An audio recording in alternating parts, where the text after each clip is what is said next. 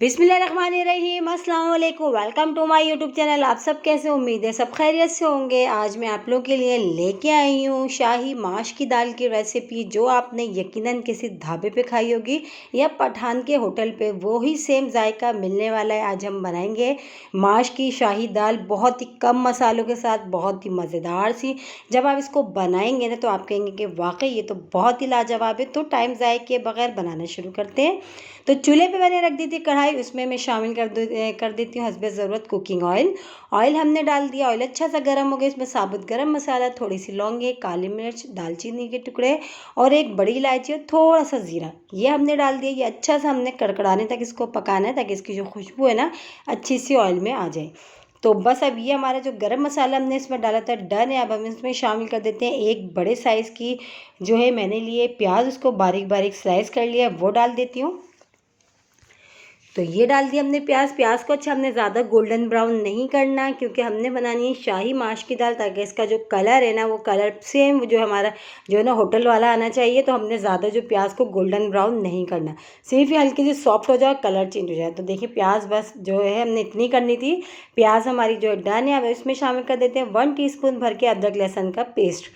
अच्छा, अदरक लहसुन के पेस्ट मैंने इसमें शामिल कर दिया। अदरक लहसुन के साथ प्याज को हमने थोड़ी देर अच्छा सा भूनना है, ताकि इसकी जो कच्चेपन की स्मेल होती है वो ख़त्म हो जाए।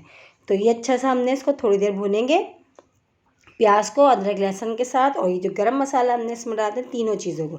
तो देखिए अच्छा सा हमने भून लिया। अब इसमें शामिल कर देंगे हम एक अदद बड़े साइज़ का हमने लिया है टमाटर, तो ये शामिल कर दिया हमने। और इसी के साथ ही मैंने 5 से 6 हरी मिर्ची ली थी, छोटी सी पतली वाली जो होती है, उनको मोटा मोटा सा जैसे कूट लिया मैंने, ठीक है, वो भी इसमें शामिल कर दी। अच्छा, मिर्च और नमक हमेशा की तरह अपने टेस्ट के हिसाब से आप कम या ज़्यादा कर सकते हैं। अगर आपको ज़्यादा जो है मिर्चें पसंद है तो आप इसकी क्वांटिटी आप बढ़ा सकते हैं, ठीक है। तो मैंने ये ली थी, ये कूट के मैंने ये भी इसमें शामिल कर दिया। अब टमाटर और जो है हरी मिर्चों को अच्छा सा हमने मिला लिया। अब इसमें शामिल करते हैं मसाले। अच्छा, मसालों में बहुत ही कम मसालों के साथ हमने इसको बनाना है। तो इसमें ½ टीस्पून मैंने शामिल कर दिया पिसा हुआ धनिया। 1 टीस्पून इसमें शामिल करा नमक, नमक अपने टेस्ट के हिसाब से कम या ज़्यादा। और ½ टीस्पून मैंने इसमें शामिल करी है जो है काली मिर्च पाउडर, ठीक है। अब इन सब चीज़ों को अच्छा से हमने भूनना, जब तक ये जो टमाटर नहीं अच्छे से सॉफ्ट नहीं हो जाते, तब तक बहुत मज़ेदार सा हमारा ये मसाला नहीं तैयार हो जाता। थोड़ा सा हम इसमें पानी भी शामिल कर लेते हैं, ताकि मसाला नीचे भी नहीं लगे और बहुत अच्छा सा जो है हमारा मसाला भुन जाए, ठीक है। तो हमने इतनी देर भुनना है, टमाटर और जो प्याज नज़र आ रही है, बहुत अच्छा सा हमारे एक अच्छा सा मसाला तैयार हो जाए। मसाला जितना अच्छा तैयार होगा माश की दाल उतनी मज़ेदार बनेगी। तो ये बस मसाला हमारा डन है। अब इसमें देखिए 2 कप मैंने ली थी माश की दाल, इसको तकरीबन 3 से 4 घंटे मैंने भिगो दिया था। भिगोने के बाद मैंने उसको बॉयल कर लिया। अच्छा, बॉयल में कि मैंने इसको इतना करा है कि इसमें सिर्फ 2 कनी मैंने छोड़ दिए। वो 2 कनी मैंने इसलिए छोड़ी है ताकि जो हमारे मसाले में हम पकाएंगे इसको थोड़ी देर, तो वो 2 कनी इसमें जो है गल जाएगी। अगर हम ज़्यादा जो गला लेते तो हमारी जो दाल है ना वो बिल्कुल हलवा हो जाती है और खिली खिली सी नहीं बनती। तो हमने खिली खिली सी बनानी है। तो ये पकना शुरू हो गया, हम इसको कवर कर देते हैं। तो चले कवर कर दिया हमने, तो चले चेक कर लेते हैं, टाइम हो चुका है। और देखिए हमारी जो है बहुत ही जो इसमें थोड़ा बहुत पानी था वो भी ख़त्म हो गया। अच्छा, हमने दाल में पानी था, हमने वही इसमें डाल दिया था, ठीक है। तो चेक कर लेते हैं, दाल अच्छी सी जो है देखिए हमारी माशाल्लाह से गल चुकी है। तो बस ये जो दाल है हमारी ये डन है।